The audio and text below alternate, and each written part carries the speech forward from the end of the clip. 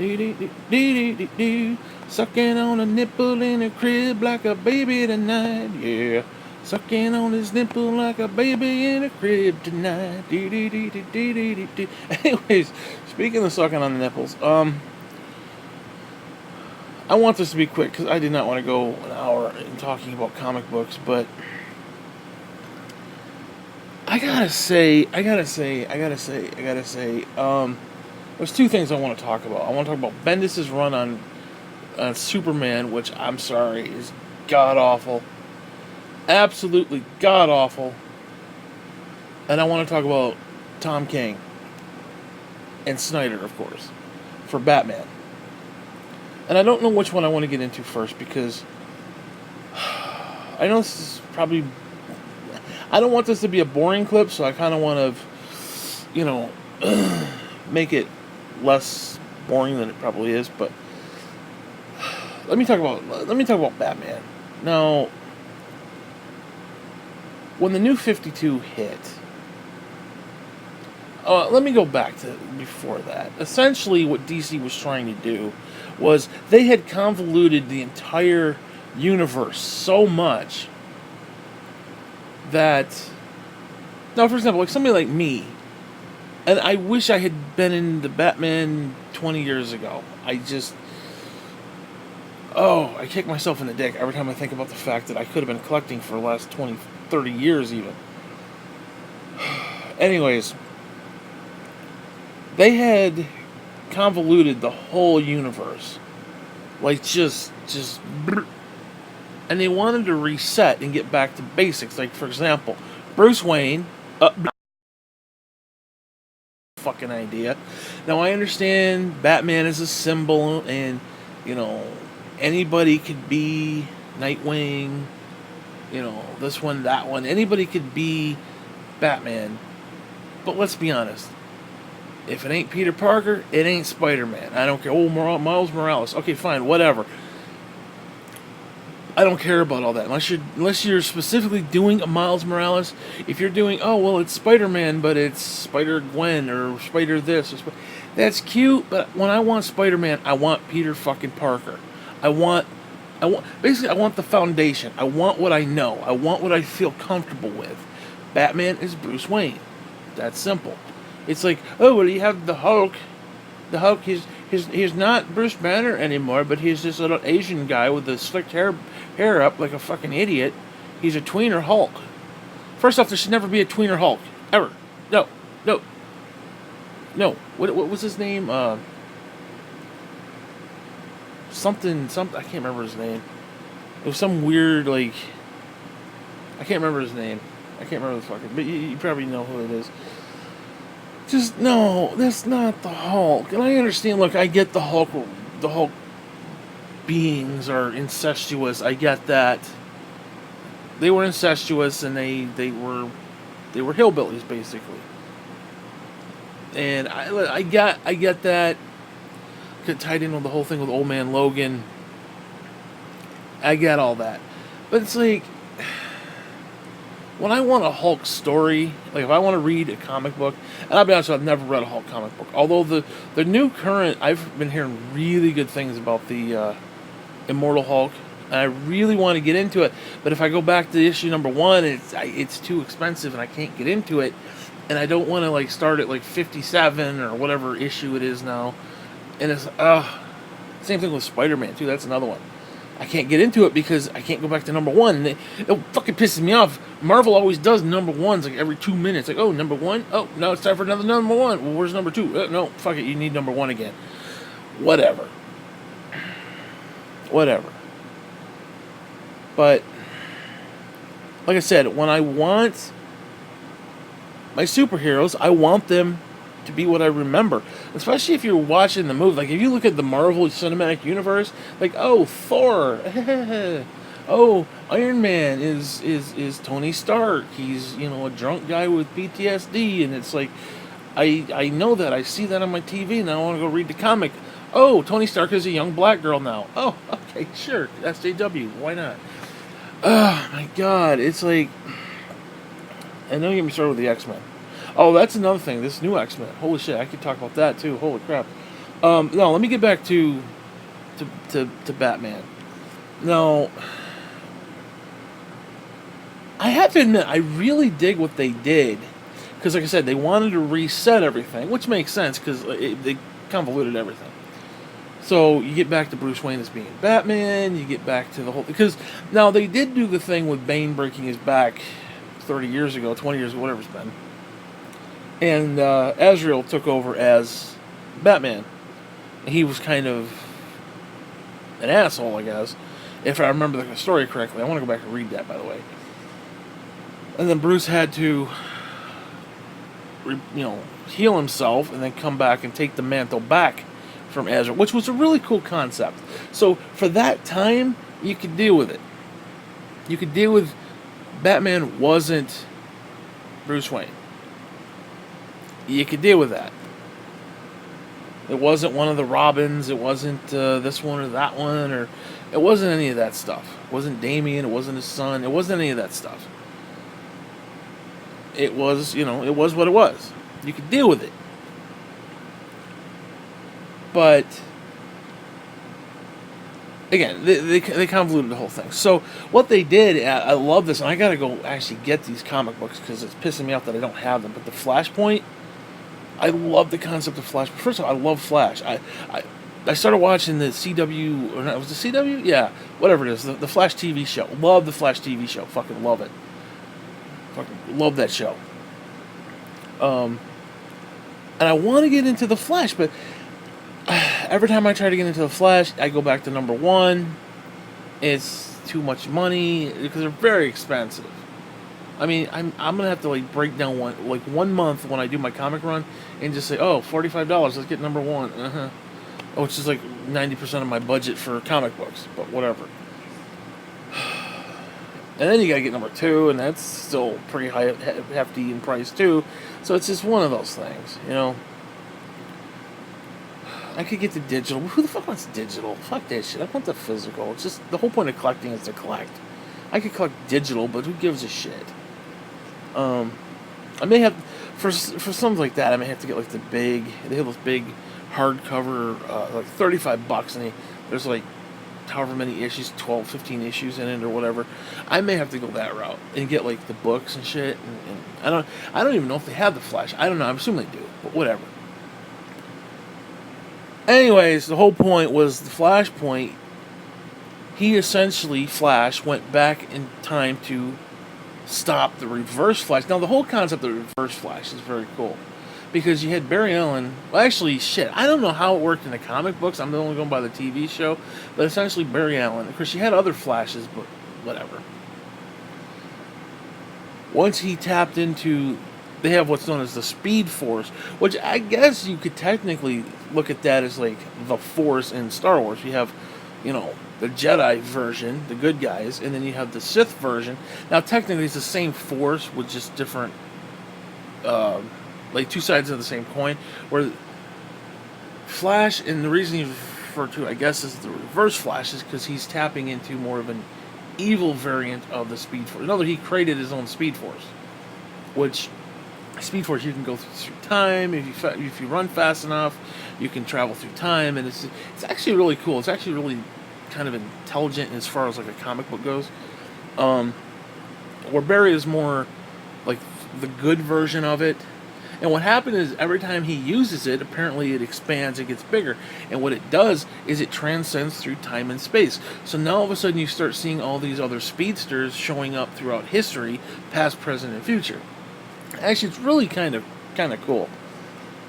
So he went back because the Reverse Flash, his evil nemesis. I loved it on the TV show. By the way, just really first season was really cool, really cool. The reveal and the whole thing, and just really good. I really liked that. Basically, the Reverse Flash, who I guess started out as a fan. He's one of those super fans, So you got they got the icon photo of their favorite superstar or whatever wrestler. Sometimes you got those super fans in the wrestling, where it's oh, I'm an Alexa Bliss 35694 fan.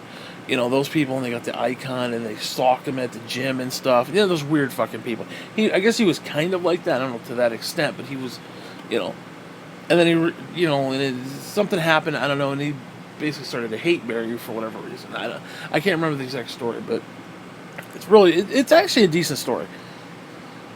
So he goes back in time to kill Barry Allen's mother, which then sets up the father to, because who's going to believe there's a bunch of speedsters? There's a bunch of people running really fast. Somebody from the future killed my mother. Okay, the only one there was the father, so the father got blamed, got sent to prison, blah blah blah. Barry became orphan. Again, I'm going by the show mostly because they kind of condensed it down. Because the comic book is weird, because then you got the West, who Wally West is white. Then you got another Wally West who's Iris's nephew or something. I don't know. The comic book is so convoluted. They took the New 52 when they rebooted it, and now they've turned it right back into what it was pre-52, which is just, to me, as a new fan of the comic book, like somebody trying to get into it, it's just completely convoluted. And that's coming off the show, where it's like, I kind of get who everybody is, and I go and I want that same experience in the comic book, and it's like, oh, Wally West is a white guy who doesn't even, and he's in love with Iris, and it's like, but that's his brother, and it's like, what? And it's not the same, but it is the same. I don't know, really stupid shit, but anyways, my whole point, I'm getting way the fuck off topic. So apparently he goes back, kills the mother, sets everything into motion. And what it was when he went back in time, he then tried to set up the chemicals and shit when Barry got hit by the lightning. Now, the show, they had the reactor, and the reactor causes this lightning shit, and it hit him, and he basically became the Flash. Because, in other words, he went back and made the Flash, essentially. So that he could come and be like, I am the supervillain, and laugh at him, and I orchestrated this whole thing. The typical supervillain bullshit. Anyways, Flashpoint is when Barry Allen said, fuck it, I'm going to go back, save my mother, obviously, And when he did, and he went back into the future, it was an alternate 1985 type scenario where everything was different. There was, Batman was evil or whatever. I'm not exactly sure, because I haven't read all that stuff, because I'm kind of new to DC within the last 10 years maybe. I don't even know, maybe 8-10 years. I'm kind of new, so whatever. Actually, I came in right at the New 52. So for me, I started at Batman 704, 709 or something, or a 704 and it ended at 709, and then we went right into the New 52. So for me, I'm kind of the New 52. Or Batman was amazing. Now I could see, as somebody who's reading Action Comics, which I'll get into in a minute, I could see why people were a little upset with the New 52 Superman, but I'll get into that when I get into Bendis. So anyways, the whole point of, and I love how they explain it on the TV show, because they're speedsters, they can vibrate their hands really fast and stuff, and they're sitting in the cafe, and Jay Garrick, the old guy, says time, basically time is like this cup, and he vibrates it, and a chunk of the cup falls off, and he says, you basically crack that, you break this, and you took the chunk and put it back into place, and he's like, it's still broke, it still cracks. In other words, you fucked it up, and it's never going to be exactly the same as it was. Well, very cool, very cool. So when Barry Allen comes back to the alternate 1985, he realizes that some things were really good and some things were kind of fucked up. Like you had Aquaman and Wonder Woman, I think, were going at it. Evil Batman or whatever it was, or maybe not. I don't know. I didn't actually read all of that. Just little tidbits here. So anybody who may actually, know more than me, forgive me. But and he basically realizes, okay, we can't have this. we got to go back to the way it was. So he goes back to stop himself from stopping Reverse Flash from killing his mother. And then when he comes back to what should be the old 1985, the original 1985, he realizes, oops, it's not the original 1985. And he basically cracked time stream, and now you got to live with the consequences. And it was really cool because in the TV show you had what's his name from Arrow, the black dude, who I think had a daughter, I think it was, or son, whichever one. I think it was a daughter. And then when he came back from Flashpoint, they had a son, and now they've got a son going forward, or daughter. It was either or. I think it was daughter, son, not son, daughter. Whatever. That's just for all who gives a shit. Which is really kind of cool. It's like he kind of fucked things up, and he had to explain to them, yeah, you used to have a daughter, but I went and did this, and now you have a son. It was actually a really cool moment. So I got to go get Flashpoint, and the problem is there's like 70 issues of that fucking thing. Now, I don't think I need all the issues. I want basically Batman, maybe the Reverse Flash stuff, and then the actual stories. I think that's pretty much all I'm going to need. But I would like to get the whole set just because. Anyway, I said all that backstory just to get to this point where when he comes back to what is supposed to be the original, 1985, not that it was 1980, but I'm talking, you know what I'm talking about, as opposed to the alternate 1985 concept. And when he comes back, this is what reset the universe into the New 52. Now, what they did is essentially they kept Batman intact. They reset it, whereas Bruce Wayne is Batman, obviously. And that was about it. Like, all the backstory. Because essentially what they did is they reset everything and then tried to cherry pick events and be like, well, the Killing Joke happened, and they make reference to it, and this happened, and they were just kind of weeding out some of the bullshit, which was good and it made sense.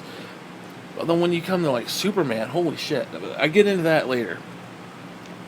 But you had Snyder, who did the New 52 Batman. Holy shit, I love his work. I fucking love that guy. I would spoon that guy. I love him so much. Alright, and fuck it, he can spoon me. I don't give a fuck. Nah, ain't nobody spooning, but you get my point. I love the guy. Love everything about him. Okay.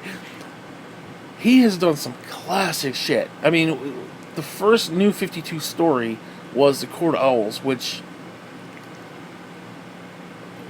I mean, the Court of Owls is relatively new. Like, you look at these TV shows, and they're pulling stuff from comics from like 20, 30 years ago. Flashpoint, and... although Flashpoint wasn't that long ago, but it was, long enough. Court of Owls is brand new. They put that in Gotham right at the end. So, that was really cool. That, something fairly new. Like, for example, Killing Joke. Yeah, that makes sense. You're going to do a concept of the Killing Joke. And they kind of did that in Gotham, too. Instead of Batgirl getting shot, it was Catwoman. Or Catgirl, because they were kids at the time. And she was kind of paralyzed in that whole thing, and they kind of did their own take on it. So that was kind of cool, but that was how many years ago? So Court of Owls was relatively new, and the Court of Owls is fucking great.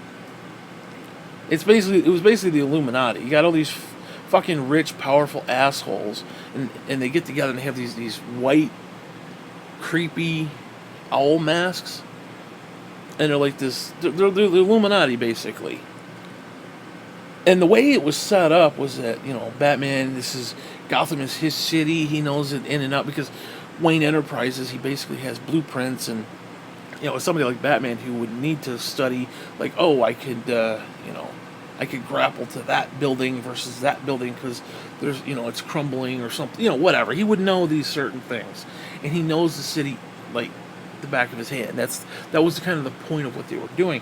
So when you have this shadowy organization that's been going, throughout history, behind the scenes, when you make that, revelation that, holy shit, there's these people who are just, he didn't have any clue about, And this is a guy who, because of Wayne Enterprises, can basically build anything he wants, do anything he wants. It's basically his city.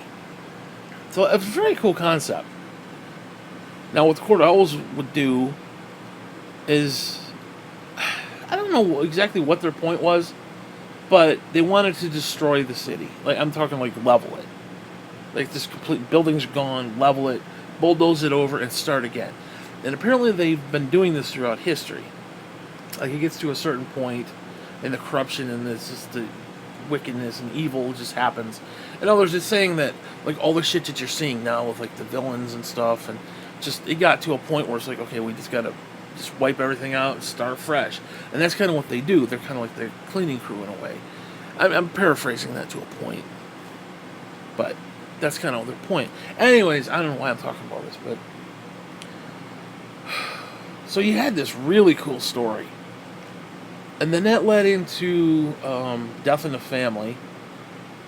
And that's where the whole iconic... Dude, Snyder has had some of the most iconic Batman stuff ever. I mean, New 52 was 2011, so within the last 8 years, you had Court of Owls, which is huge. You had Death in the Family, which this is where the Joker... I'm not even sure how it happened. I don't even think they explained how it happened, but somehow Joker got his face cut off. He literally had his, like, the skin removed from his face. So you have, like the Joker, and you see, like, the under part, and, like, the muscles, and the bloods, and what he he did, because it's the fucking Joker, why not? He took his skin, the skin flap, which they had in evidence at the police department. He went in and stole it, and then, like, those stretchy strings, the little mask you see in the kids, he put stretchy string on his fucking face and literally, like, spread it across his fucking face. So this whole arc, he's running around with this face mask, and it was just creepy as fuck. Which was great for marketing, because they actually have a mask that you can buy, and it's just really super creepy. It's where I think Bray Wyatt got that idea for the Fiend. That face, that mask, it's that kind of, like, stretched, like, fucking creepy shit. And it was really awesome. And the art that they were doing, was it Greg Capello, Greg, whatever his fucking name is, great artist, loved his shit. Love his shit. He's another one, we could all spoon in the same bed. I love both of them. Those two are like a fucking dynamic fucking duel of their own. Whatever. Again, iconic shit. And they even use that in Gotham too. So they use Court of Owls, they use the whole face ripped off thing in Gotham, the TV show. And that's like the first two things he did. Now, he did go into... He was setting up this thing. I don't know if it was just something he was purposely setting up, or he went back and said, oh, I can use this, this, and this, and then let's do another story based upon that. But he was setting up this thing where these events happened, and Batman was being exposed to these chemicals, which led into metal, which was a whole... It wasn't... I don't know if metal is canon, necessarily. It's not necessarily canon in the actual Batman books. So it might be like an alternate universe version. I don't know. But actually there are certain things that have taken place from that. So it may be... Well, the problem with comic books is, like, you've got multiverse. So, like, oh, this Superman is from this universe conversing with Batman, but Batman in the actual Batman comic is conversing with another Superman from another universe, and it's hard to tell who's who sometimes. So I don't know if it was one of those things, or I think it is canon, I don't know. But they set up this whole thing in, was it Dionysium or something like that, and they did this final battle.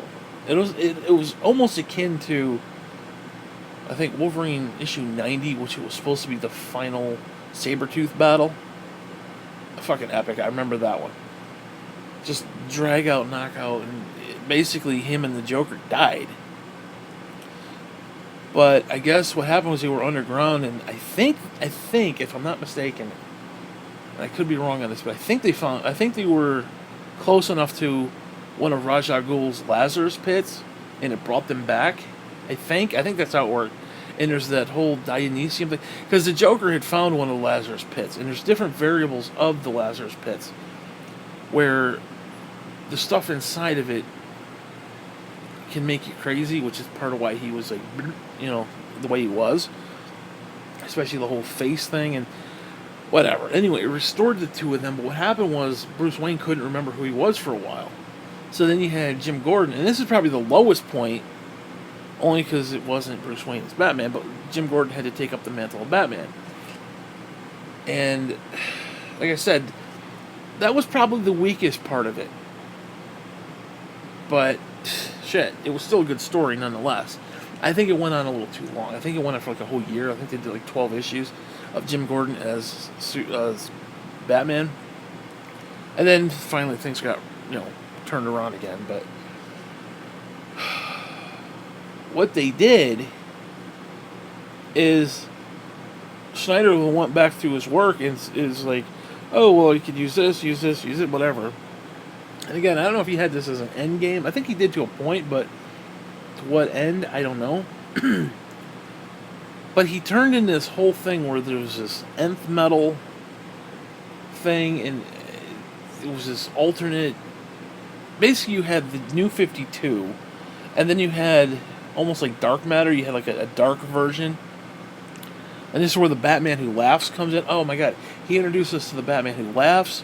He introduced us to Court of Owls. He introduced us to the Joker with the face mask. He introduced us to a whole slew of shit. And now his current fucking run is The Last Night on Earth, which is a future story. Fucking unbelievable. The guy is unbelievable. I love him. I fucking love him. Like, I want to send him a fruit basket. I love the guy. But then after he left the main Batman title, we got Tom King. Now, I gotta be honest with you. Tom King, he really hasn't done anything memorable. And I say that kind of sad because not that his work is bad. Now, I will say there was a transition from Snyder to King. And I don't want to crap on King because what he did is the run that he had, and I say had because they kind of canceled him. He was supposed to go to like issue 105, I think, and for some reason they shit canned him. He's going to be ending at like 85. Now, what that means and who the new creative team is, I don't know. They haven't really announced anything yet. But his work has been hit or miss. And even the misses have been not bad stories. They just haven't been really all that compelling. They weren't Court of Owls. They weren't... I mean, probably the two biggest stories that he's going to be remembered for is the wedding between Batman and Catwoman that didn't take place, and maybe the Jokes and Riddles story, which... Those two, you're talking like out of top 10. Like 10 being like, well, shit. Those two would probably be, they'd be 9 and 10 basically. And then everything else would be fucking Snyder's work. For the last, since the New 52. So again, I'm not crapping on Tom King, but he hasn't really done anything memorable. He really hasn't. He really hasn't. And it's kind of sad. Because he's not a bad writer. I mean, I don't dislike his writing. His writing is a little different. And that's why it took me some time to get into it. It's just, I don't know. But again, it wasn't bad. And he's had some good concepts. Like, there's some really cool concepts that he's trying to bring. But they just weren't memorable. They weren't, like, I'm not going to remember them in 10 years. I barely remember them now, and I'm reading it currently. It's like, anyways, this gets me into fucking Bendis. Which oh my god. He's the one who made Iceman gay. Yes, he gave us Miles Morales, which I don't really give a fuck. I don't really care. I get there's an appeal to the character. I get it. But if Spider-Man isn't Peter Parker, I really don't care. I really, really don't care. Now, I understand they expand the universe and there's spider people. I get it. They even have a fucking spider pig. There's a fucking pig in a spider suit. Don't even get me started. Spider ham or whatever the fuck it is. Don't even get me started. It's like Superman's got the dog. It's a crypto. It's like no. Stop it. No more. Stop it. But that shit's been around for. That isn't like some SJW thing. It's just, it is what it is.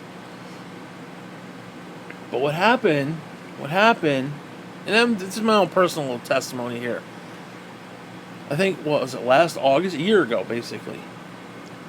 They brought out Action Comics number 1000. Now, Action Comics would be the equivalent of Uncanny X-Men, and Superman or Batman would be the equivalent of, like, Wolverine. So, which actually, technically, that's not really a good analogy, because Uncanny X-Men would probably be closer to Justice League, where you got them all together as one big group, but in other words, there's Action Comics and there's Superman, which is one and the same. They're basically the same character, just different. Then you have Detective Comic, which is Batman, and then you have the actual Batman series. So, whatever. But I was like, it's 1000 shit. I gotta pick it up just for shits and grins. I gotta pick up issue 1000. Come on. Plus, who knows? Maybe it'll be worth something someday. Who knows? So I picked it up and I started reading it. Not all the stories were great, but I kind of fell in love with the idea, and I'm really into Superman right now. I've never really. I mean, I've liked Superman. I like the movie, like Chris Reeve and stuff, but really never a huge fan. But I picked it up and I was like, shit, I like this. So I went and got. That was 1000. So I went and got the story arc right before that. It was like, I don't know, let's say 995 to 999, whatever it was. 994 to 995, whatever it was. I read it and I was like, shit. So then I got this story arc next before that. I was like, shit, love this. Great. Anyways, up since then, and I did take a few months off. But since maybe the beginning of this year, I have collected the entire Rebirth, which I'll talk about that in a second, which was, let's see, what is it, 957 straight to current, which is 1013.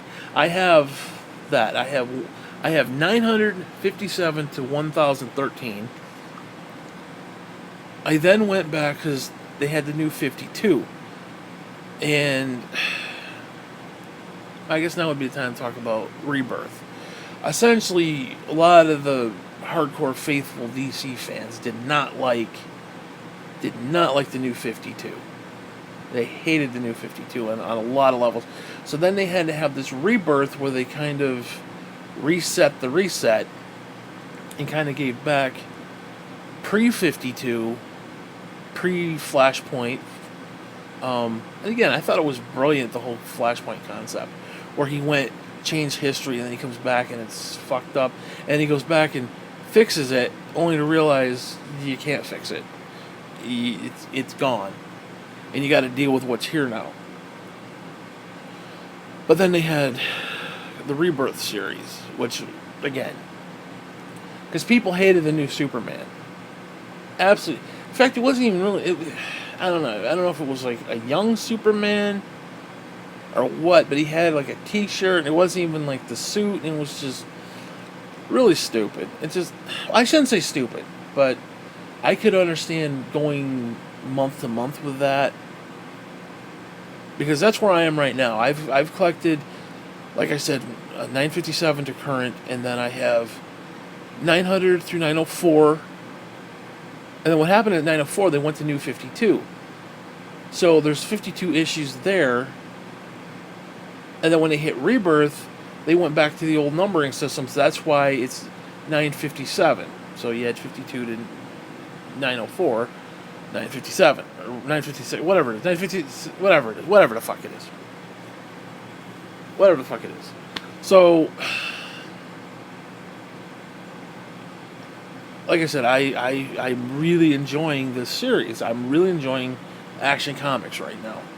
and I'm working on the New 52. And then I've got probably 60 issues scattered from like 500 to 900. 5 something to the 900. Out of all that. And I'm going to go back as far as I can. I want to try to get as much as I can. I'm probably not going to go much before 500. I'm going to try to get like 500 to current if I can. That's quite a few comics, but whatever. I just, like I said, I'm enjoying reading and just collecting, and it's just... Anyways, so after 1000, they had... Now, Rebirth is when Tom King came on, too, just so put that out there. So you had, like, the New 52, and again, I'm kind of a product of the New 52, where it's like, you know, I jumped on just at the right time. So for me, I love the New 52, where a lot of the old school people hated it. And again, I could totally understand it. With the exception of Batman, because Batman is the only one, I think, that they kept relatively unscathed. Again, with the exception of the reset of Bruce Wayne being Batman, and not Dick Grayson. Other than that, I mean, it's basically the same. And they kept a lot of the backstories, too.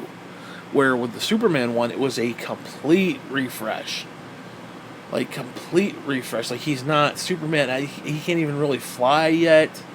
He's literally just really jumping high, like, over buildings and shit, because, you know, the gravity is different and all this other stuff. So it was very interesting. And I'm reading the first few issues of the New 52. And again, I can understand why people hated it. I can totally dig why they hate it. Even me right now, after having read as much as I have, and knowing that this is just a limited series, like a limited moment, and that things do transition back to what they were, because people wanted the pre-52 Superman back, and they did this thing, and I don't know how they did it. Like, I haven't actually got to the comic books where they've done it yet, but apparently, or at least, I don't know, I got confused. Somehow they brought back Superman from the pre-52, and they brought back Lois and their son John, which they weren't supposed to be able to have a son.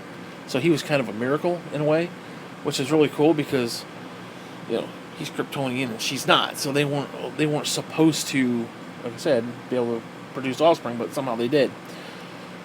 Well, somehow they came out of the pre-52 and somehow made it into the New 52, and they were kind of in hiding. While the current Superman of that generation, or that world, I guess you could say, because it is an alternate universe. It's an alternate. It's whatever. After, like I said, after Flashpoint, you know, it was a new reset. Well, the current New 52. Well, I shouldn't say current, but the New 52 version, the one that people disliked, he eventually sacrificed himself, and the old Superman in this new world, this new, I don't want to say new universe, because it's not really a new universe, it's the old universe after Flashpoint. So, I don't know, it's really convoluted, but kind of cool nonetheless. So anyways, I don't know, they kind of reset it. Rebirth was kind of a reset of the reset. Let's just put it that way. Well, anyways, after issue 1000, Tom King took over. Michael Bendis took over for Superman. And he's doing everything Superman. And I gotta be honest with you, I hate his work. It's not a matter of opinion. His work is not that good. I'm sorry, he's not. He's not. What he's doing right now is not to his strength. It's not. Now, if you want to call it a strength, I'm more like a stranglehold, but his strength is essentially creating new characters, and like, he would be better doing a Justice League title with Superman in it, because I know he loves Superman. I get that, and somebody reading it, I can see that, but it just, the stories are not that compelling. I have not enjoyed the first 13 issues. He's now doing this Event Leviathan thing that the Action Comics, that I didn't even think Superman comics were kind of leading up to. And I read the first one, and people online hated it. The dialogue is just stupid in it. It's absolutely stupid.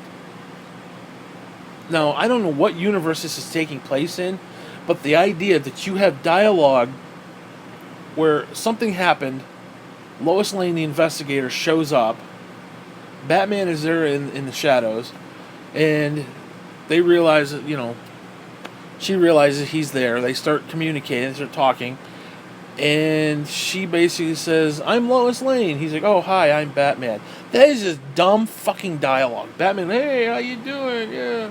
Batman's not going to do that. This is stupid. First off, they don't know each other.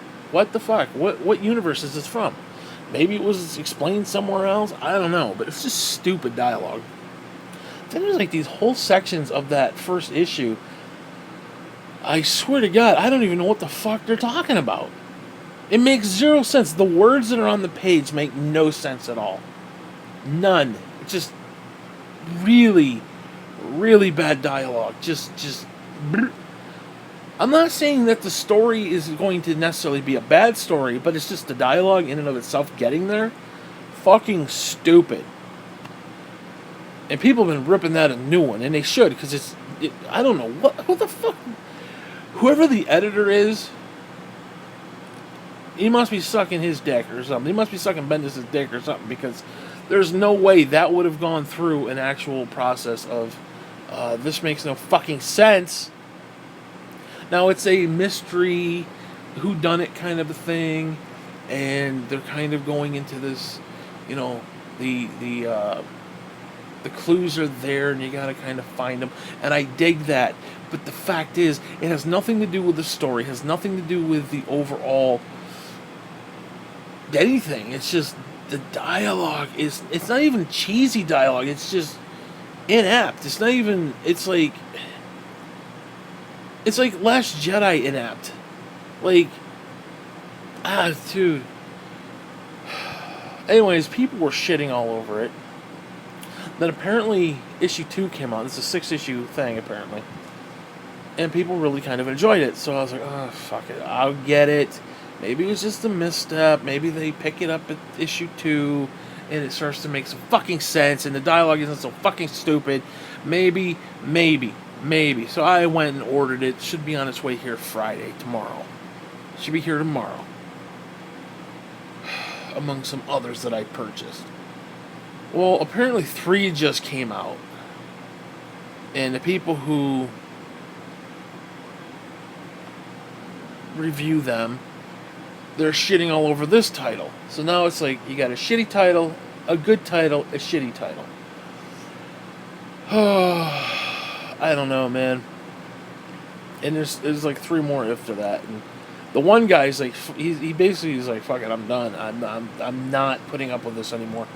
Because it's just stupid. Like, apparently Lois Lane was on top of a roof and then she somehow teleported down on the ground floor.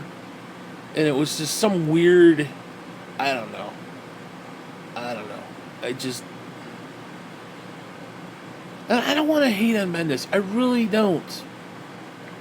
But his work, he's the one who did, no, I don't know how I feel about this. But he did the X-Men stuff.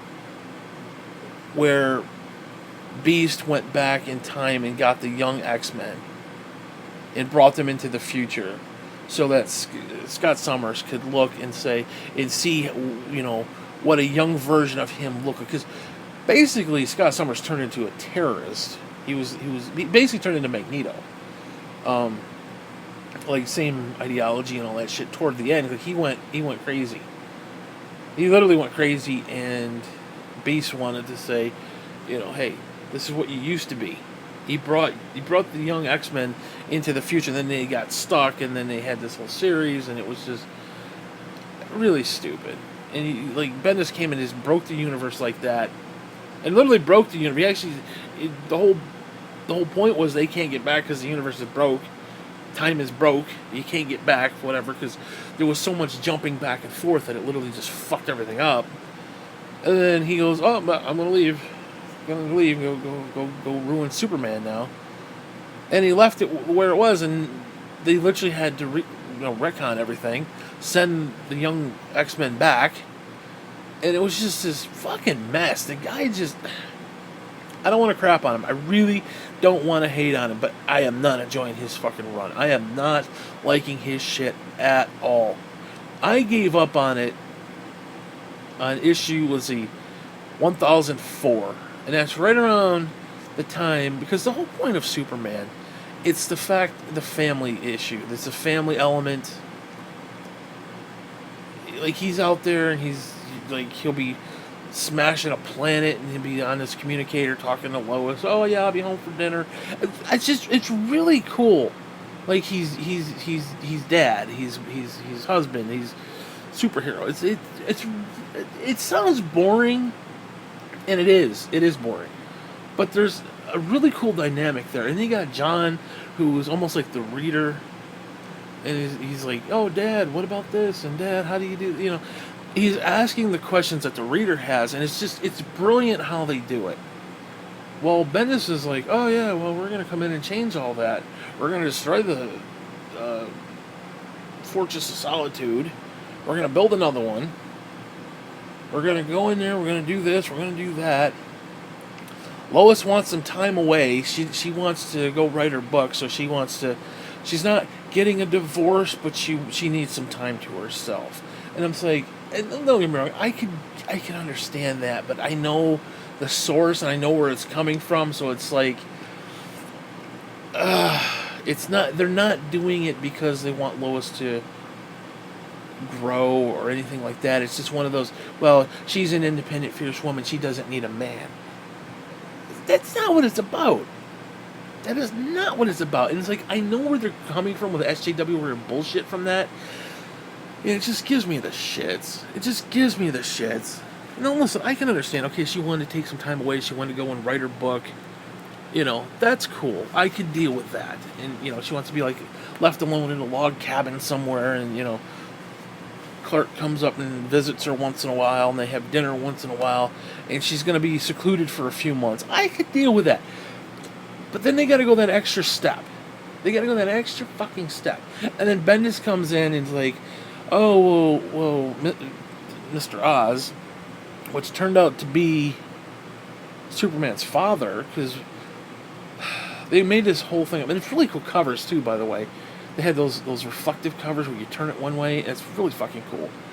They did this whole thing, and I love how they set it up, because I was reading it backwards. You gotta keep that in mind. It was just beautiful. All of a sudden, this dude in this cloak shows up just randomly, and you're like, "Who's this guy? Oh, he's a new villain. Ooh, okay." And it turned out to be his fucking father, because I guess Dr. Ozymandias, or whatever the fuck his name is, and this gets into the Watchmen and all that shit. Somehow, and I don't know the details exactly, but somehow, when Krypton was going to explode, he whisked away the father. And they did this really cool thing where it's like, because they knew Krypton was going to explode, and all the political leaders like, "Oh, you're crazy, you're just full of shit, blah blah blah," and they essentially all, I guess, outlawed space travel because of problems that had happened. So they actually technically broke the law by sending Kal-El, Superman, Clark, away, which was kind of cool. So they had just shipped him away. The little rocket shoots off, and you got the old man and the mother standing there as the entire planet's about to explode. Just as they're about to be engulfed in this flame, and you see the mother, and they're like holding each other. You picture a comic book, and they're like looking off into the sunset, and the sunset's really just a big bomb, big explosion about ready to blow up and kill everybody. And as the shockwave is coming, all of a sudden, like the wife, Superman's mother, gets ripped from his father Jor-El his arms, and she like just engulfs. You see like the skeletal structure, and it's like you know, and she just melts away. Really cool. And then like half the side of his face is on fire, and all of a sudden he gets teleported out of there. So he's got like these burns on his side, and, like half his hair is gone and shit. And he's all fucked up because Ozymandias pulled him out somehow. I don't know the exact details about that, but whatever. Anyways, so he comes and he's the villain. He's Mr. Oz because that's just what they called him. Because they didn't know who he was. I don't really know what the significance of that is, but it was revealed that it was his father. And his father wanted to destroy Earth because, you know, Superman's too good for Earth because Earth is just a cesspool of bullshit, and he's, you know, Superman's just Mr. Positive, and, you know, he was trying to show his son that the world isn't going to get any better. They're just going to constantly go toward evil. It was actually a really cool thing. And I don't know why I'm talking about that. I forgot what my initial purpose for talking about that was, but I don't know. It was a really cool story. Just a really cool story. So, I remember. So you have the grandfather, and then somewhere a little after 1000, the grandfather comes and is like, "Oh, I want to take my grandson into space. We want to go travel. Basically, we want to travel. I want to travel with my grandson." Well, something happened. They got caught. I don't know, some sort of, I'm assuming a time thing. Anyways, John comes back. Instead of being like 13, he's now like 17 or 18 or whatever the hell it is. He's basically grown up. And it's like, what? Because that shit's all over the dynamic of the Super Sons concept, which is Damian Wayne, which is Batman's son, and John, who is Superman's son. And what I love about that is you have this family dynamic, and sometimes, because Clark and Bruce are friends, and sometimes they get together, and it's like, you got the two kids that have play dates. It's the weirdest thing that you think would make a comic book, but it's actually kind of fun. And there's some really cool covers, and it's just seeing them try to be normal is what is cool about that. Because you got Damian Wayne, who, you know, he was with, you know, his mother, who was, you know, Gaul, you know, what's his name? Shit. What's his fucking name? I can't remember. Whatever, the grandfather with the Lazarus pits. Ra's al Ghul, that's who I'm thinking of. And he was put in the Lazarus pit because he actually had died, and it kind of made him a little. He was always kind of like hot-tempered and shit. Where you got John, who was very more down to earth. He was very simple and very, like, you know, voice of reason. Where Damien's like, oh fuck that, let's go in and just, you know, go into this chemical plant and take out the bad guy. You know, so they're kind of doing their own superhero little thing, and it was really great. The Super Sons series was really fun. You got these kids, and then you got Batman, and Lois is like, okay, because they're having a sleepover, and she's like, okay, you two, turn off the light, time to go to bed. And they're like, okay, Mom. You know, and all of a sudden they climb out the window and they go beat up Lex Luthor. You know, it was one of those things. And again, it sounds so stupid, but it's so pedestrian, and just, but I don't know, there was something fun about it. And then trying to see Bruce, who's brooding and, you know, Batman and all gloomy, and Gotham's always raining, and he's like trying to be a father.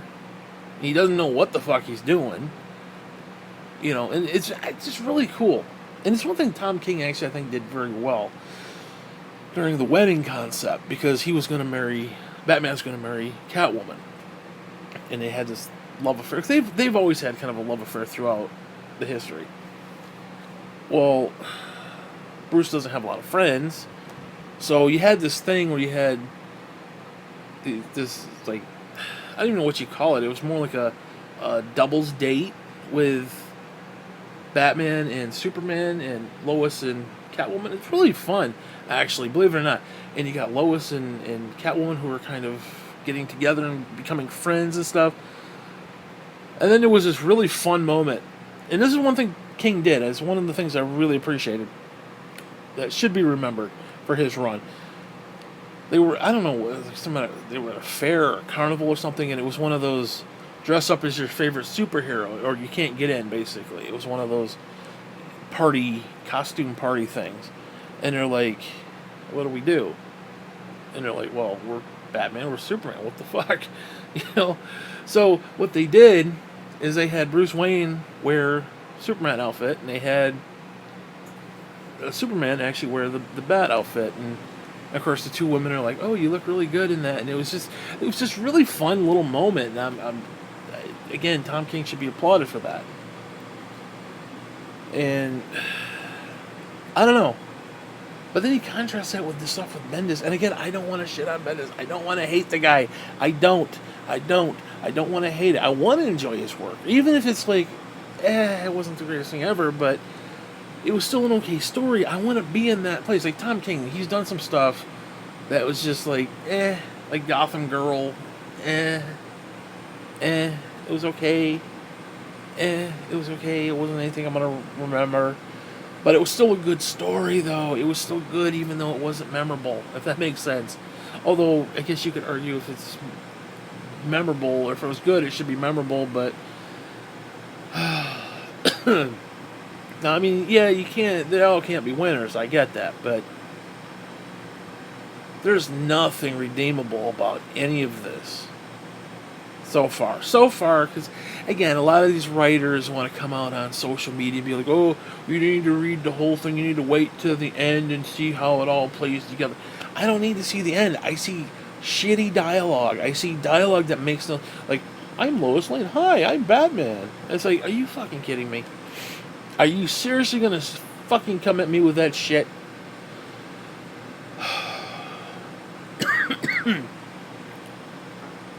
Anyways,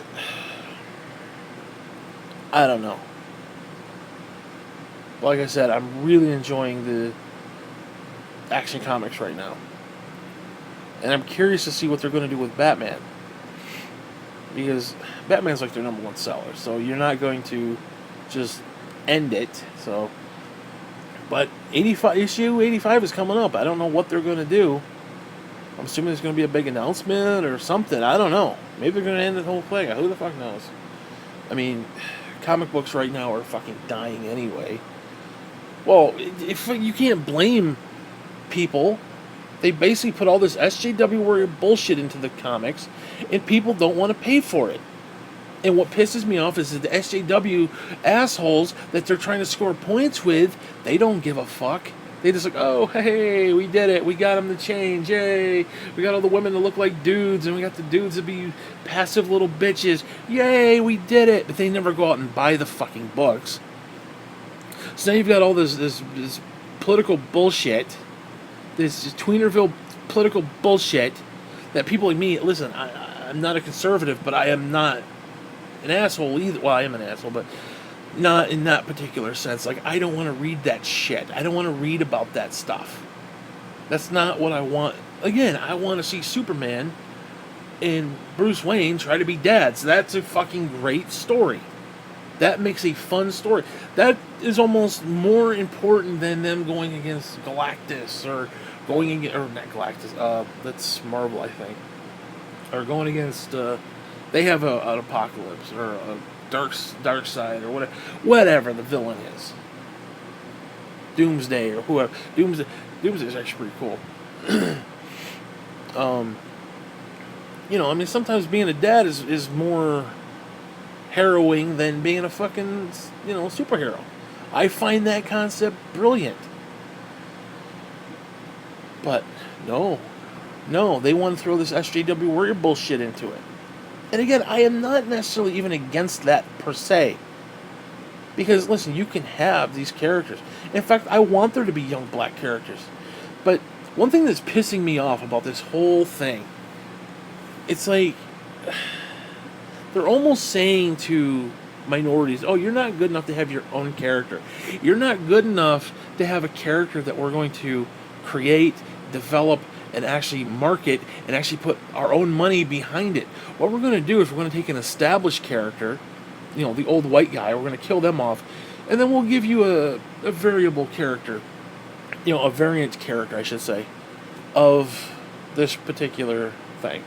So instead of having old white guy Iron Man, we're going to have young black girl, whatever.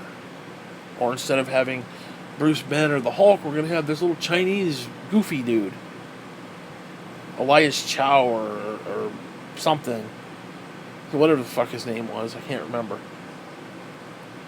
And it was like, what? Like, I'm sorry, I don't want to see spin a fucking rack and see Hulk with a slicked haircut. It's like, what? What? And he's an Asian Hulk. Is an Asian Hulk. First off, there shouldn't even be an Asian Hulk, because that's not what they are. The Hulks are the Hulks. They're not Asian. They're not this, that, or the other. That makes no sense. Whatever. I mean, whatever. It's like, it'd be like me saying, "Oh, there's an Asian panda." It's like, okay, did they come from Asia? Sure, but it's a special panda because it's not really a panda. It's an Asian panda. It's like, what the fuck? What the fuck? It's, I don't know. I mean, but again, the industry is freaking dying. They are destroying the fucking industry. Because what happens is these stupid comic book places, they're forced to buy these comic books, and they don't sell. They're stuck with them. They're not making any profit off of them because nobody wants... Who the fuck wants to buy that shit? Who the fuck wants to buy that shit? Instead of taking...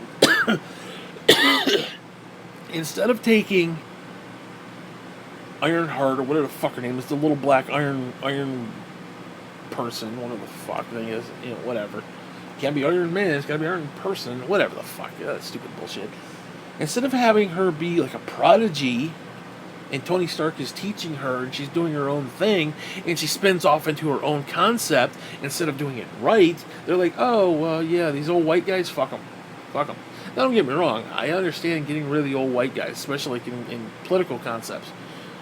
Get rid of the old white guy. I dig that, but when you've got established characters that people are just, they're beloved, you can't just sit there, oh, fuck the old white guy. Get rid of the old white guy, and we'll replace him with tweeners. A bunch of millennials. I mean, come on, dude. A millennial Superman, a millennial this one or that one. It's like, and then DC tried to do it. Apparently there was an Asian Superman, which is like, what the fuck? Well, that actually kind of made sense in a way, because when the New 52 Superman died, his energy just kind of like burst out,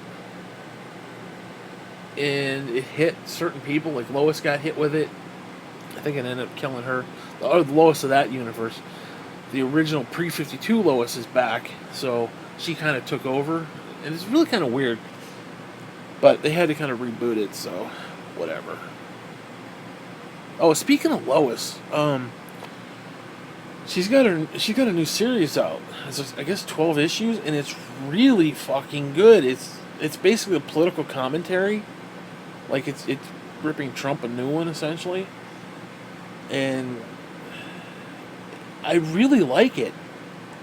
And I agree with, there's this one dude on YouTube that I watch, and I agree.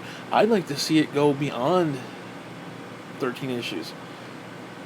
Like, if there's another administration someday, if we ever get to that point, like Trump doesn't just, like, completely dissolve the Union and destroy us all, a New World Order and fucking Mark of the Beast and End Times bullshit, assuming that none of that happens yet, I think it would be really fascinating. Because, again, it's a political comedy. Like, she's actually a real reporter in this. And it's not like, oh, well, Lex Luthor farted and therefore the gas leaked, and, there's none of that. She's actually reporting on things that are happening in the actual news, so it's kind of, there's like a realism there. Really, really good. Like, there should actually be real reporters like her in real life. And it's fascinating to me. I love that transition from comic book fake to, well, shit, she's actually reporting on something that's actually happening on my news, and not just like a variable like, oh, LexCorp did this and it's supposed to represent, big pharmaceuticals, or it's actually, you know, really good story so far. I read the first one. I got the second one coming. Again, I should be here Friday. Really good. Really happy with what I'm seeing so far.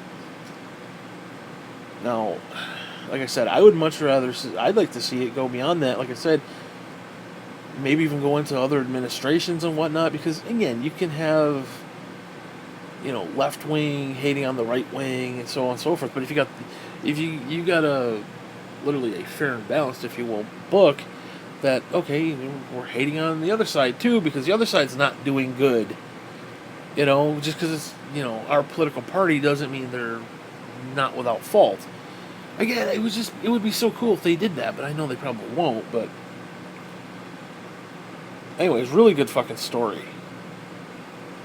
And then Marvel's got this new one, which I'm actually kind of surprised. It's basically a manga, and it's supposed to take place. It's called Arrow.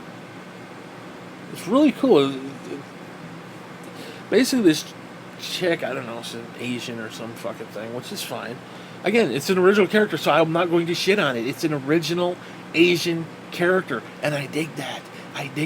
Now, I'm not going to sit there and say the first issue was the greatest thing since sliced bread, because some of the other characters are kind of not really doing anything for me, but like she has control of the wind, and they, you know, kind of contrast her with Storm, who, you know, like this woman can, you know, she has other things, and they basically made this manga, and it's really cool. I'm really impressed with it.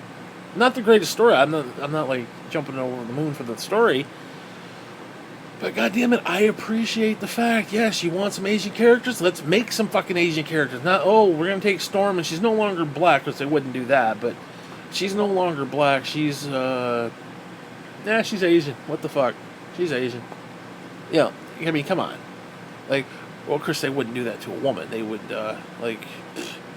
oh, Scott Summers isn't, Scott Summers anymore. It's Susie Summers, and her and Chrissy are running around doing something with Jack Tripper. Whatever the fuck, I don't know.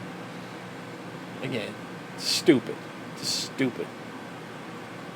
And then we got the Hickman run on X-Men. Holy shit. Now, at first I was not into it. And there's a couple of issues that I have with what I've read so far. Essentially what they're doing is they're making Moira McTaggart, who was Xavier's old fling, who supposedly... Now, this is something I don't particularly like about what the story currently is, that she's actually a mutant. Because the whole point was she wasn't a mutant, but she was helping mutant causes. Why is she helping mutant causes? Because she's secretly a mutant. Okay, cool. Retcon that. I get it. Add it in. Cool.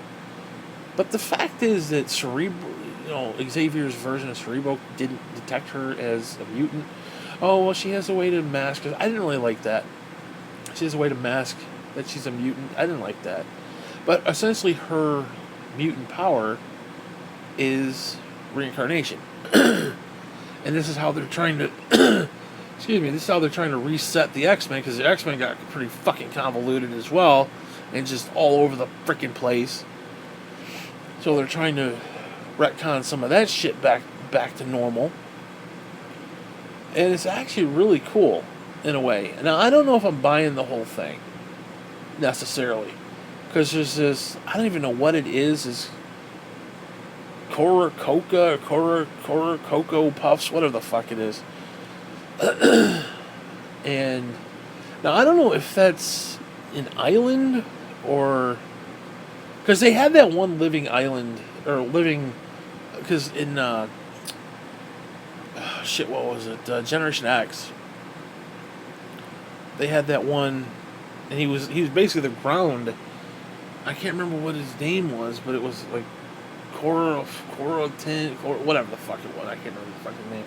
I don't know if it's the same thing, but whatever it's happening, it's producing these flowers, and it has certain effects on mutants, but it also has certain effects on humans. and Xavier somehow is back, which they didn't really explain yet. Actually, they didn't really explain how any of this happened, but whatever. And if the humans take it, it promises longer life, like up to 5 years potentially. Essentially like a miracle cure. There's like 3 different variables of it. Which, I don't know how I feel about that, because it's kind of And I don't know why the X-Men are beholden to this thing, whatever it is that's producing these flowers. Because what they're doing is they're saying, we're the X-Men, we're the mutants, we will give the human race these gifts if you agree to just let us be. In other words, we will make a nation of ourselves, of this island that we're on, and you just leave us be. We will give you these gifts, you let us be, you acknowledge that we exist, almost like Israel in a way, to the Muslims. You acknowledge that we're here, you acknowledge that we exist, you just let us be. That's kind of the concept, and I dig that. But there's a few little weird moments where basically Mystique, Toad, and Sabretooth broke into this, I don't know what it is, some sort of building, and they were getting this classified information. And I don't even know if they really explained what the classified information was, but whatever, Toad and Mystique got away, found out they were getting them information for Magneto, which, by the way, Magneto looks really cool. I don't know if I like the white per se, but his outfit looks really cool. He looks really cool. I don't know if I like him as so militant the way he is, and it's like, because because they're bringing the leaders, the world leaders, to say, we will do this for you, and this is what we've got, and this is what we're doing, just leave us be. We basically want to make a peace accord, essentially, a peace treaty, essentially. And Magneto keeps coming out and be like, we have all the we have all the power. We're holding all the cards. Fuck you. You don't have a choice. Blah blah. I don't really like him that way. I've always liked Magneto as kind of the evil good guy. Kind of the lines are blurred. Well, he'll do his own thing, but it's usually for a purpose, and it's usually hopefully for the good. Where this seems more like just asshole Magneto, and I don't know if I like that. And then Scott Summers comes out when I was referring to Toad and Mystique. They got away with the information, but Sabretooth got caught. And the Fantastic Four show up, which are predominantly human with, not mutations, but they're more human than, like, Spider-Man isn't like I don't know. Spider-Man's more, he's more human, but bit by a radioactive spider, so it's not really a full-fledged mutant, even though it may be a mutation, if you get what I'm saying. In other words, there's full-grown, like, from womb mutants, and then there's those with special powers. Essentially. I mean, there's more to it than that, but whatever. And what happened was Sabretooth got caught. And then Scott Summers shows up and he's like, I'm gonna take Sabretooth. And they're like, wait, he just killed a bunch of people because he killed a bunch of guards. And he basically has to stand trial. He has to, and Scott Summers is like, I don't think you understand what immunity means, because they want immunity and all this other stuff for these gifts, these cures. And it was this really weird, cocky attitude, and I don't really like it. I don't. Another thing that was really weird to me is that one of the political military leaders who they were showing around had a gun. Now, Magneto would have known the gun was there. And I didn't really like how the reveal was. It was like, oh, and he has a weapon. And Magneto's, oh, I got it. He would sense the metal, and it's just, It was a cool little scene, though, because he did, like, take it out of the holster, and he, like, held it, and then dismantled it, and you see all the parts and the bullets, and it was actually really kind of cool, that part of it. But he would have sensed it. It's metal. It's like, come on.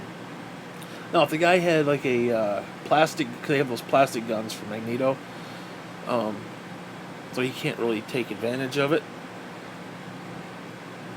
But I don't know. That was just really weird. But anyways, the story is really cool because Moira McTaggart, Moira, she has reincarnation, and every time she dies,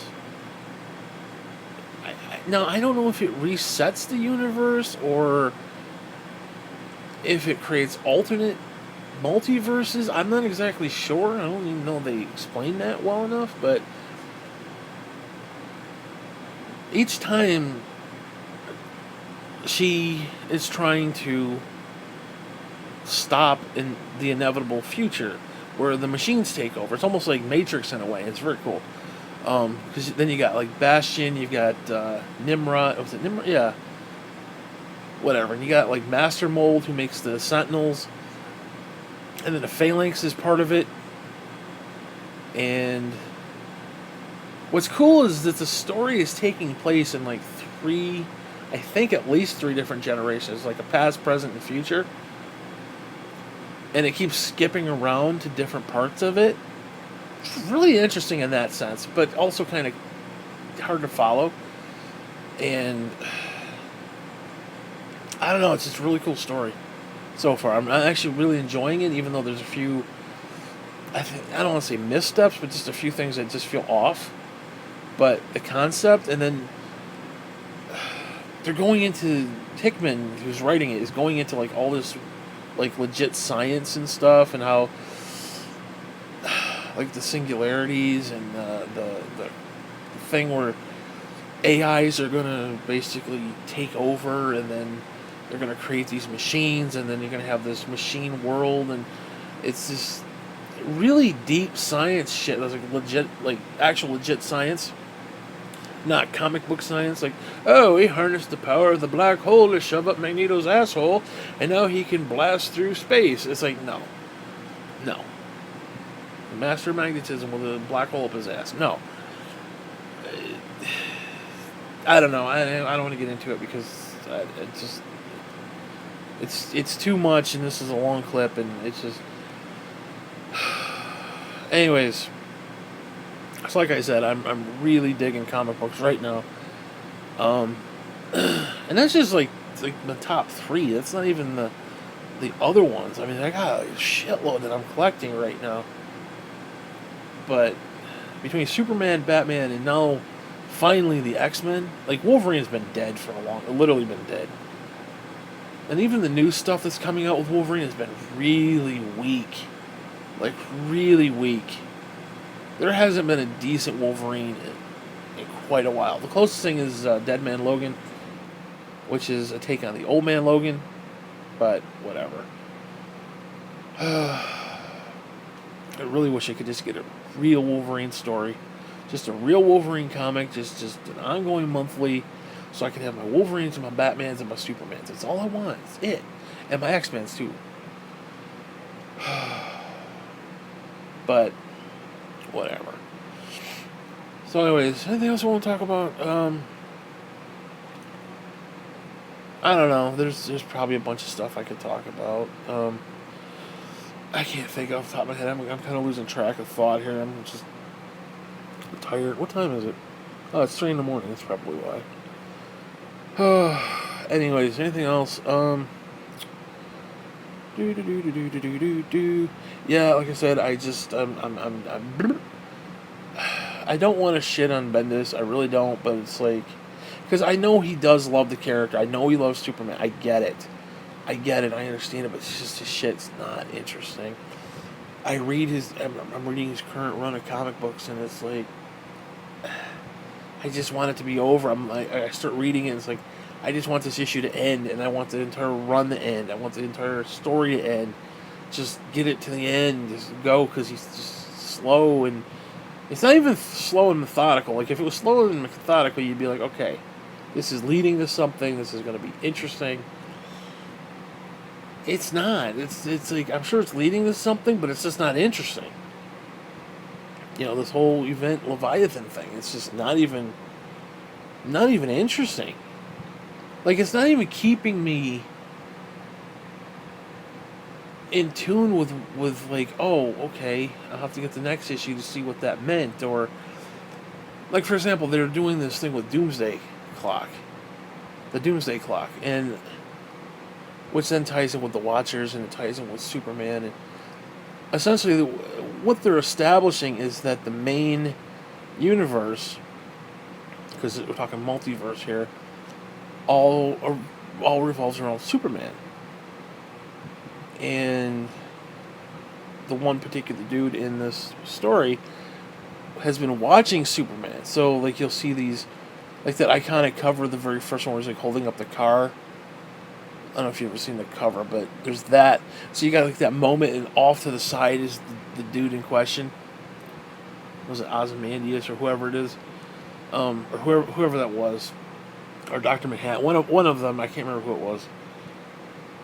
They're kind of like off to the side watching, so they're like viewing all this stuff, and all the multiverses spring from this. So there's a main universe, and then all the other ones branch off. Now, what Scott Snyder did with the Metal series is he introduced a negative version of that, where there's evil versions of Batman. There's evil version, and that was associated with.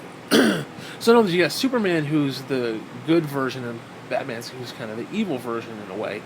So there's like, I don't know if there's 52, but there's like a multiverse of just evil, and these evil ones, because something to do with, and I forgot how they set it up, but like there are certain buoys and certain markers and certain things that have to happen, or the universe just ceases to exist. That version of the universe ceases to exist. So like if Batman isn't a thing, or Superman, or something to that effect, I know they're kind of the things keeping it afloat. And once those are taken out, then that universe just kind of dies. There's just nothing else. It's like they're the one thing holding back the destruction. So you have all these dying universes, these multiverses that are dying because of the situation. So they're kind of the negative multiverse, and you got the positive. It's actually really deep and kind of fucked up, but kind of fun at the same time. Because multiverse is the greatest idea in comic books, because you can tell any story you want. It basically makes it so you're not limited. Like if you have to do everything in canon, like, oh, Superman's dick fell off. Oh, you can't have Superman's dick fall off if, he's supposed to give, help birth his son. It's like, what? Why, how would he be Superman if his dick fell off? It's just one of those things. But in a multiverse, his dick fell off. It's just one of, it is what it is. Whatever. But, yeah, like I said, I'm really digging fucking comic books right now. And I know it's probably boring, and it's like, you probably don't give a fuck, but I don't know. I'm just, like I said, just collecting, and just the whole fucking thing, and I got stacks of these fuckers, and it's just, I don't know, man. Like, every time I make a comic book order for like $13-14, I have them send me a Superman grab bag. And in that, hopefully, and I got one coming on Friday, hopefully I can get some more Action Comics, some of the back issues. In fact, that's where I got like the 50, 60 back issues that I have, before 900. Because what I did is I bought the actual issues from 900, with the exception of the 52. I have, let's see, 6, 7, 8. I have 8 of the new 52, which I just started collecting this month. So I'm hoping to get the new 52 by the end of the year. And then that way I will have 900 straight through probably 10-18 maybe. Add another 4 or 5 issues for the rest of the year. So yeah. So that's pretty good, man. It's over 100 comics. So shit. Plus the ones I have before that. So I don't know. It's going to be interesting. And I want to go see how far back I can go. Because that's what I started doing with Uncanny X-Men. I started collecting that fucker at 300. And I missed a few issues here or there, and I'll have to go back and get those. But I then started doing. I went back. I did the 290s. I did the 280s. And now I'm in the 270s. I haven't actually got any from the 270s because I haven't bought Uncanny in a long time, and I really should. I really should try to go back and get those, but that's another set that's just. Cause I basically want to try to get as many of the Batmans, many of the Uncanny X-Men, and many of the Action Comics as I can. I haven't even got into Superman yet, because they have Action Comics and then Superman. I haven't even got into Superman. I've got a little bit of back issue from Superman from the bundles that I keep getting. Like, honestly, God, every time I make an order, I spend an extra $12 and get the bundles, where they send you like 40 comic books, like out of a long box. They just pull random stuff. Now, sometimes they're hit or miss. Like the last set that I got was not very good, but the set before that, they sent me like an entire series. It was like this 3-book series, and I'm really glad they gave me all 3 parts. I was like, oh shit! So I read that, and it was really fun. I mean, it's really nice to have all 3 parts. Or if I had 1 and 2, I'd be like, oh, I gotta get 3, and it's like I don't really care, but because it's here, I'll read it. And it's just, if I didn't have the whole thing, I wouldn't have read it. But since I did, I was like, shit, let me read it. It was just one of those things. Because I'll be honest with you, anything probably, as far as like action goes, I probably won't even read half of them after maybe 700. I mean, it depends. Like, I'll probably get to 700 if I ever get that far, if I live that long. You know, so because that's like 200 comic books right there. That's 200. 7 to 9, 7, 8, 9. Yeah, it's 200 fucking comic books. But anything after, like the ones in the 500s, I'm never gonna read those. I'm just not gonna read those because, I'm gonna collect them, but I'm not gonna read them. Same thing with the Uncanny X-Men. I'm not gonna read them. Like anything right now that's 270 and beyond, like toward 1, I'm never gonna read those. But I do want them, you know. Well, it's like this. Well, shit. I just got Action Comic 900. There was $15 fucking it cost me. Because it was rated too. It was actually graded, and it was graded. It was a 9.2, which is awesome, by the way. It's very good. And I don't want to fuck with it, so I didn't want to take it out of the package. So not only did I buy the physical copy for my collection, but I also got, I had to buy the digital version because I actually wanted to read it. Because basically 900 to 904 was a story arc, and then 905 through 957 was the new 52, and then I had everything current, like I said. So, yeah, I wanted to read the story arc before that. Because I wanted to see what the story was before the new 52, and it didn't really transition over. It was like, oh, and then bloop, it went into this whole new thing. So whatever took place elsewhere, which sucks. Because I'm trying to piece it all together, because it's like, when did all this stuff happen? How did it happen? You know, all this other stuff. But, whatever. Because the new 52 transitions into Rebirth, I think it transitions fairly well. But going from pre-52 to new 52, it didn't translate over very well at all. So, I don't know. So next month, September, what I'm going to do, especially with my Action Comics, I'm going to pick up the next story arc. So, I don't know what it is. If it's like 2 issues, maybe I'll go the next 2 story arcs. So I'll pick up probably 6 issues or so. So what is it? I gotta go $8.99 back to, let's say, $8.04 maybe ish, give or take. So I'll have most of the 980s, which would be cool. And then what I'm thinking about doing is I want to go back as far as 500. So I want to pick up 500, 600, 700, and then 800. Then I got 900, and then I got 1,000. So if I go back to about 500 and get those 4, I think I'll do that maybe September. And then October, I want to get the 50. So I'll get 550, 650, 750, 850, and I have 950. And then maybe November I will pick up,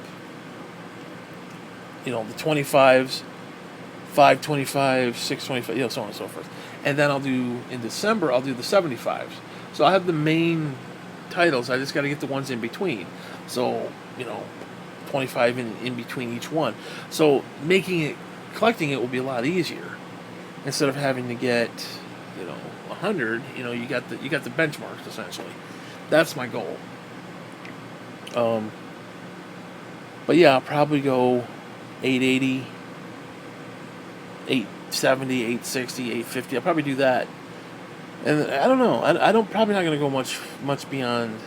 I mean, I'll go as far as I can, as in, depending on how long I live and how much the shit costs. Because there's probably going to be a few that are a little bit expensive that went up, but if they're relatively cheap, like Uncanny X-Men, I could probably get a lot of the 200s, like 250. I probably get from 250 to 270, and there may be $1.80, $2, $3, maybe a couple or $4 or $5, maybe 1 or 2 or 10, maybe $20 here or there, occasional. For a single issue, but for the most part, they're cheap. And as long as they're cheap, I'll continue to buy them, and I'll go back as far as I can. But like if I had 500 to current, which are probably close to like 530 or 1,030 by the time I actually get there. And I was like, okay, well, it's $4.99. Oh, it's $4, $5, $6, whatever it is. Oh, I get that shit, and I'll get I'll keep going back as far as I can as long as it's cheap. But again, some of the problems is even some of the current ones, man. I wanted to go back and do the Spider-Man. The first few issues are just super expensive. And I don't want to start in the middle, and it's just, anyways, I know, first world problems, but still. Like I said, I'm really enjoying comic books right now. It's just, I don't know. I will be honest with you, I don't know what I did with my fucking Batmans. I lost Batman. I fucking lost Batman. I don't know if maybe I put it on the shelf?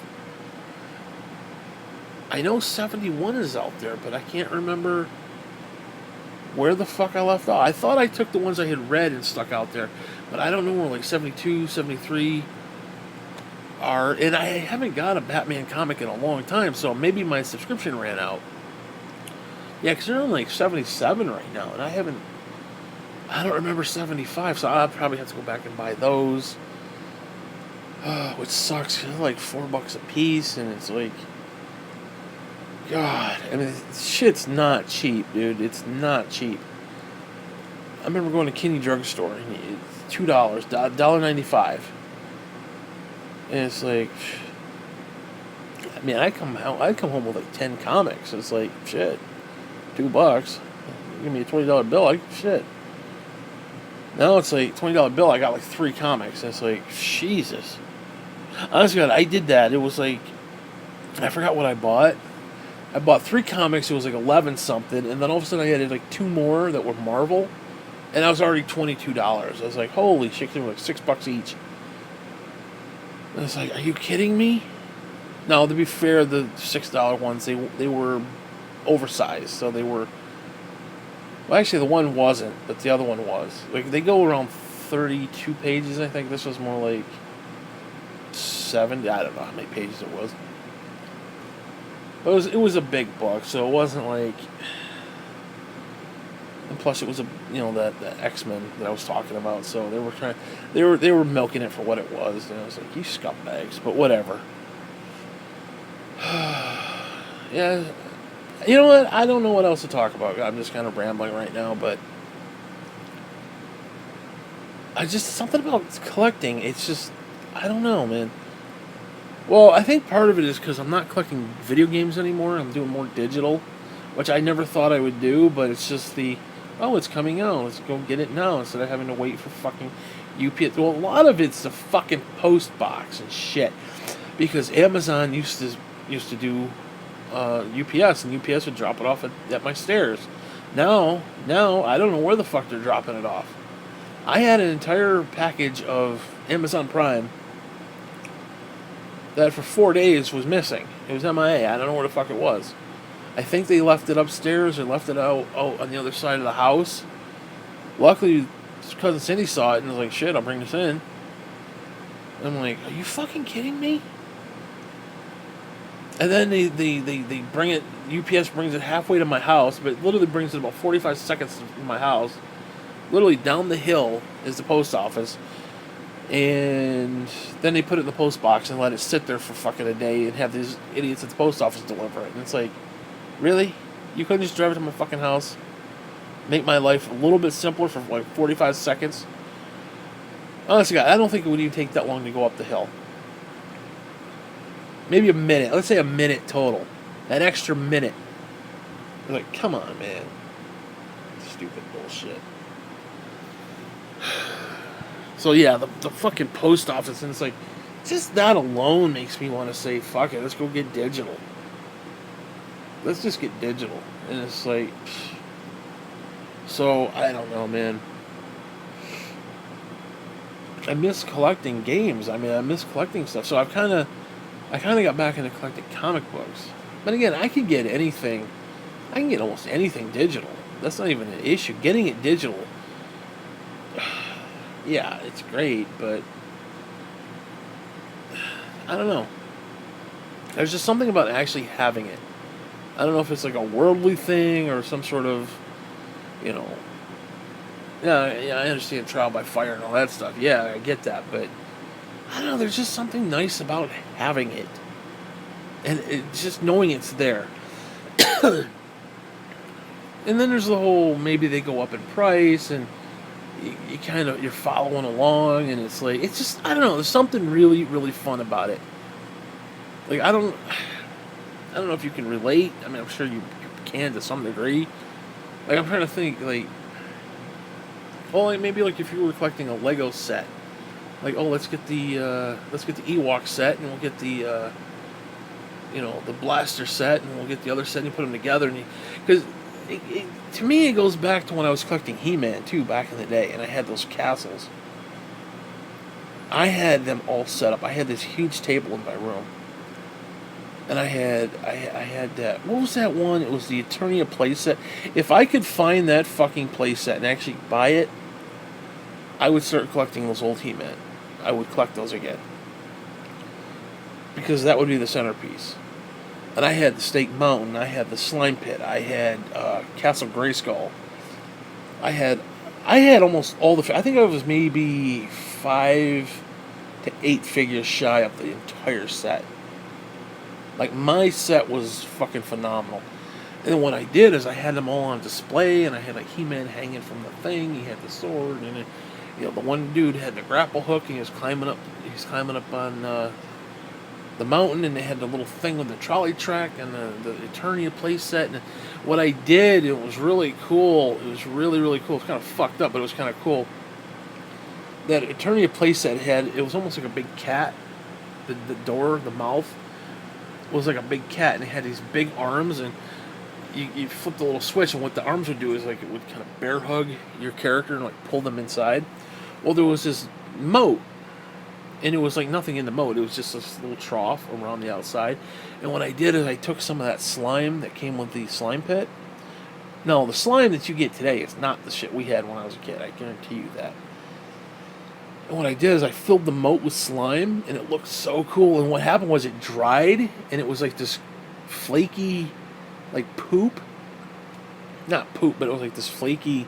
I'm thinking more like the imagination as a kid with the figures and stuff, and like, ooh, don't get in the slime. And it was so fucking cool. It was like it went from there's this, and I turned it into something more. It was so fucking cool. So fucking cool.